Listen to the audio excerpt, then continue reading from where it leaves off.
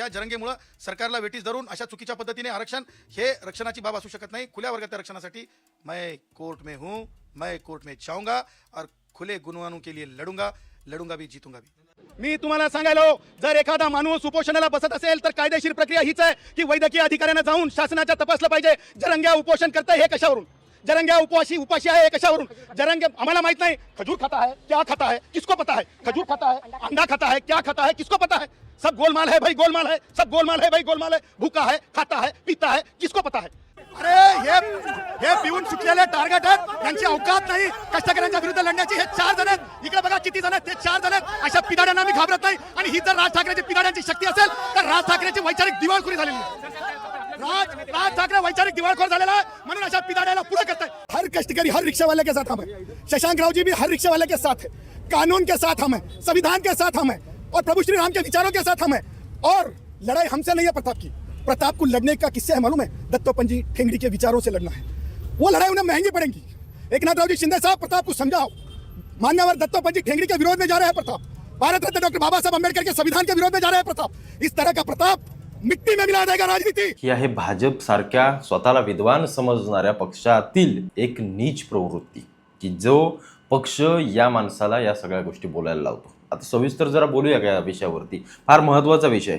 भारतीय जनता पार्टीमध्ये अशा अनेक चांगली लोक आहेत, चांगली लोक आहेत जे चांगले वक्ते आहेत, अभ्यासू आहेत। आता त्यातलं एखादं नाव तुम्हाला सांगायचं झालं तर सुधांशू त्रिवेदी, तुम्हाला माहीत असेल, तुम्ही अनेक जण त्यांची मुलाखती वगैरे पाहत असाल। अत्यंत हुशार माणसं, अत्यंत प्रत्येक गोष्टीचं व्यवस्थित ज्ञान असणारी लोक भाजप सारख्या पक्षामध्ये आहेत हे मी मान्य करतो आणि छाती ठोकपणे सांगतो। त्याच भाजपमध्ये डॉक्टर जयशंकर सारखे आपले परराष्ट्र मंत्री, अजित डोवालांसारखे एक अनुभवी व्यक्ती आपल्या देशाला लागलेत, हे फार मोठं भाग्याचं काम आहे। लक्षात ठेवा, अजित डोवाल साहेबांच्या नंतर आपली जी काय रॉ आहे, NSA चीफ आहेत ते, आणि ती जी सगळं काम करतात ना, ते इथून पुढं तेवढ्या ताकदीनं होणं थोडंसं कमी होईल, कारण अजित डोवालांच्या नंतर आता डोवाल साहेब आहेत, त्याच्यामुळे अनेक मिशन, अनेक काही गोष्टी भारत अगदी सक्षमपणे पार पाडू शकतोय। अशी काही लोक आहेत। अमित शहा, आता अमित शहाचं मी नाव का घेतो, तुम्ही अनेक जण म्हणत असाल की पण अमित शहाचं राजकारण तुम्ही एकदा समजून घ्या। अमित शहा ज्या प्रकारे राजकारण करतात, अमित शहा ज्या प्रकारे अभ्यासपूर्ण राजकारण करतात, प्रत्येक बारीक गोष्टींवरती देशातल्या त्यांचं लक्ष असतं, अशा अमित शहा असतील, नरेंद्र मोदी असतील। नरेंद्र मोदी देखील अत्यंत सूक्ष्मपणे राजकारणाचं काम करतात, कुठेही फालतूगिरी, म्हणजे राहुल गांधी ज्या प्रकारे काही स्टेटमेंट आणि काही बोलत बसतात त्या पद्धतीची कोणतीही गोष्ट न करता एखाद्या देशाचा पंतप्रधान कसा असावा हे नरेंद्र मोदींनी दाखवून दिलंय आणि संपूर्ण जगानं ते स्वीकारलंय। आणि असे असंख्य लोक भारतीय जनता पार्टीतली की जी हुशार आहेत, विद्वान आहेत, चांगले आहेत, पण त्याच पक्षामध्ये काही घाणेरडी लोक आहेत।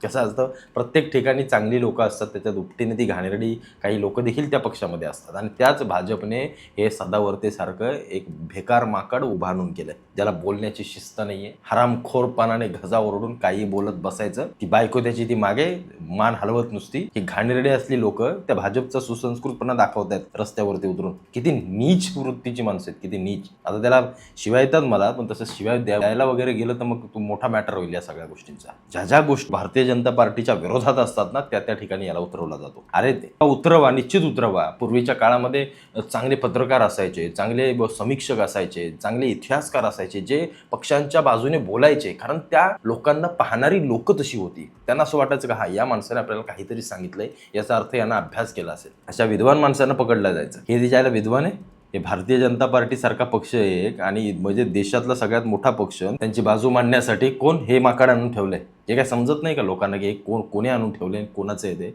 प्रत्येक गोष्टीवरती जेव्हा भाजपवरती बोट जातो तेव्हा बोलतो, याचा अर्थ याला हे पोचतात लोक कुठेतरी विषय भरकटवण्यासाठी, कुठेतरी उगाच छाती पेटून दंगा करण्यासाठी, मीडिया त्याच्या मागे लावायची, या सगळ्या गोष्टी करण्यासाठी हा या माणसाला आणून ठेवलाय। बोलण्याचं तारतम्य नाही, बोलण्याची शिस्त नाही। तो ॲडव्होकेट आहे की त्याच्या आयला कोण आहे मला काय समजत नाही, काही इशारे करा, काही ओरडा, काही करत बसा। ती बायको त्याची ती मागणी अशी मान हलवती, तिथं मला तिचा काय मेंदूच मला गुडघ्यात वाटतोय। ती फॅमिलीच अत्यंत डेंजरस वाटते ती मला। तर जरा या सुसंस्कृत भाजपने या गोष्टी जरा लक्षात ठेवाव्यात। एवढा उन्माद नका करू सत्तेचा। तुम्हाला असं वाटत असेल ना की काय आपलं कोण बिघडवणार आहे, काय करणार आहे, एक गोष्ट लक्षात घ्या, येणाऱ्या निवडणुकीत पण तुम्ही जाऊ शकता, एवढं लक्षात असू द्या, एवढं लक्षात असू द्या। एखादा समाजातील चांगला व्यक्ती तुम्ही काउंटर करायला बसवा, त्याला बोलायला ठेवा, ठीक आहे, आम्ही मान्य करू, जो मुद्द्याला उत्तर देईल, निश्चित दिला दिला पाहिजे. प्रत्येकानं बाजू मांडावी. लोकशाहीमध्ये पक्ष आहेत, संघटना आहेत, ज्यानं त्यानं आपली बाजू मांडावी. पण जो मुद्द्यानं उत्तर देईल तो महत्वाचा. हे काय तिच्या माकड जाळे करणार, काही बोंबलत सुटतंय, काही करत बसतंय आणि ह्याला तुम्ही मोठं करताय. असली लोक तुमच्या पक्षामध्ये तुमची बाजू मांडण्यासाठी त्याच्यावरनं समजतंय की तुमची काय मानसिकता आहे नक्की आणि काय झाले तुमची मानसिकता. एखादा चांगला माणूस कोणतरी आणून ठेवा, तुम्हाला जर नसेल बोलता येत तर कोणाला. भारतीय जनता पार्टीमध्ये आज जी काही लोक घुसलेत ना, किंवा जी काही आमदार, खासदार, नगरसेवक हे ते कोणी आहेत, हे सगळे बाहेरच्या पक्षांमधून आलेले आहेत. खुद्द भारतीय जनता पार्टीची माणसं जी पूर्वापार पहिल्यापासून चालत आलेली आहे, जनसंघापासून, ती माणसं आत्ताच्या घडीला आहेत तरी कुठं सांगा मला. कुठं दिसतात तुम्हाला एकनाथ खडसे? अजून कितीतरी असे नेते आहेत जे गेले, जे दिसतही नाहीत आता कुठं, त्यांचं कुठेही काहीही नाहीये. त्या भारतीय जनता पार्टीने सांगू नये आम्ही धुतल्या तांदळासारखे, म्हणजे आम्ही करू ते सगळे योग्यच आहे असं नाही होत. आम्ही आमच्यासारखे असंख्य लोक तुमच्या बाजूने बोलतात, त्याचं मागचं वेगळं कारण आहे. त्याच्या मागं आहे हिंदुत्व. कुठेतरी आम्हाला असं वाटतंय की तुमच्याकडून ते काहीतरी होईल, किंवा निदान त्या काँग्रेसपेक्षा 10 पटीनं तुम्ही तरी बरे हिंदुत्वासाठी, म्हणून आम्ही बोलतोय. पण एक वेळ अशी आली तर आम्ही तुमची वाभाडे देखील काढू, निश्चित काढू.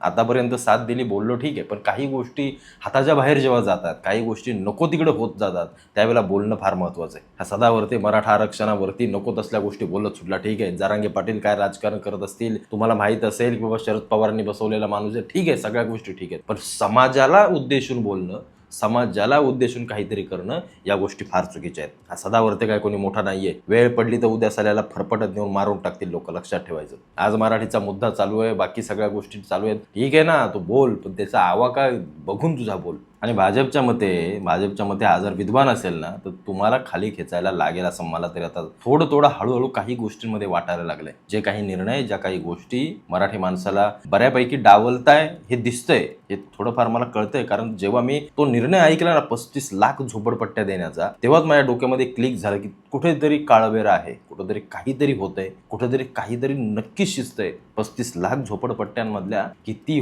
मराठी माणसाला झोपडपट्ट्या मिळणार आहेत, आणि किती लोक बाहेरनं येऊन आत्ता आले असतील 4-5 वर्षापूर्वी, काही त्यांना लगेच जर घरं मिळणार असतील, तर हा मराठी माणसावरचा अन्याय आहे. मी वारंवार सांगितलं या गोष्टी. मुंबई महानगरपालिका घेतलीत ना रोहिंग्याने, हे आम्ही साफ करून बांगलादेशी, अजून काही साफ केलेलं नाही तुम्ही, काहीच केलेलं नाही.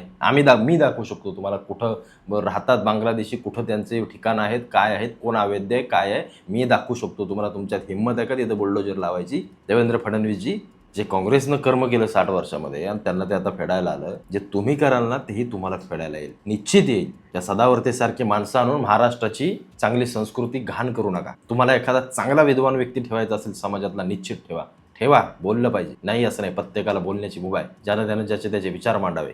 लोकांनी ते कसे घ्यायचे, काय घ्यायचे ते लोकांवरती. पण इतकी घाणेरडी वृत्ती, इतक्या खालच्या थराला जाऊन बोलणारी, खालच्या थरापेक्षा त्याच्याकडे बघूनच साली घाण वाटते, बघूनच त्याला चिड येते, घाण वाटते. हा एक दिवशी फटकवणार, याला मार खाणार, हा एक दिवशी निश्चित खाणार, आणि त्याला निश्चित मराठी माणसाने, आपल्या लोकांनी तुडवला पाहिजे. असा तुडवलं पाहिजे ना, त्याला चालताही हॉस्पिटलमध्ये जाण्याची त्याची हिंमत झाली नाही पाहिजे, त्याच्यामध्ये ताकद राहिली नाही पाहिजे. एवढं तरी याच्यावरती मला असं वाटतं तडाखे पडले पाहिजे, निश्चित पडले पाहिजेत. आणि भाजपलाही दाखवून दिलं पाहिजे की तुम्ही तुम्ही स्वतःला विद्वान पक्ष समजताय ना, असली घाणेरडी लोक आणून ठेवताय. प्रत्येक कुठल्याही विषयावर आलं की तो सदावरते बोलायला येतो, कुठलाही विषय असला की तो सदावरते बोलायला येतो. या असली घाणेरडी लोक पाळून ठेवलेत. या असली घाणेरडी ज्यांच्या तोंडाकडे बघूनच तिच्या आयला कसं तरी वाटतं, ते बघू नये असं वाटतं.